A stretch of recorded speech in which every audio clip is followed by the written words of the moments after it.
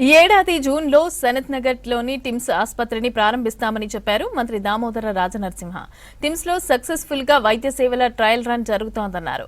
ప్రస్తుతం కొన్ని finishing works జరుగుతున్నాయని, ఆ పనులన్నీ కూడా గడువులోగా పూర్తి చేయాలని ఆర్ఎండ్బి ఆరోగ్య శాఖ అధికారులను ఆదేశించామన్నారు.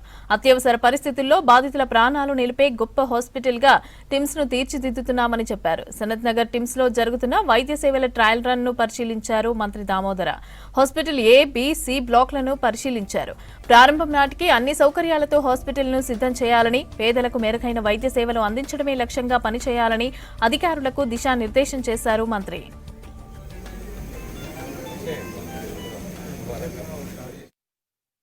ఇందులో 3 భాగాలు, A block, B block, C block. Emergency 300 beds, general beds 500, paid beds 100, international beds అని చెప్పి ఒక 100 పడకలను ప్రత్యేకంగా ఇంటర్నేషనల్ పేషెంట్స్కు వారికి సేవలు అందించాలని చెప్పి ప్రభుత్వ ఆలోచన. ఫినిషింగ్ వర్క్స్ ఉన్నాయి, అవి కూడా కంప్లీట్ చేసి 2వ వారంలో ప్రారంభిస్తాము.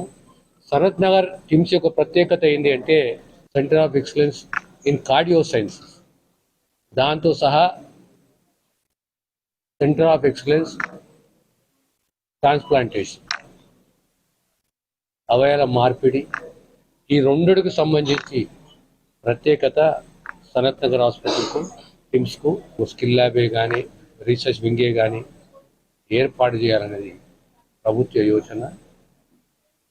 కనుక ప్రత్యేకంగా సనత్ నగర్ టిమ్స్కు సంబంధించి ఒకటి కార్డియో సైన్సెస్, రెండవది ట్రాన్స్ప్లాంటేషన్, ఈ రెండుకు ప్రత్యేకమైన గుర్తింపు సనత్ నగర్ టిమ్స్ హాస్పిటల్కి ఉంటుంది.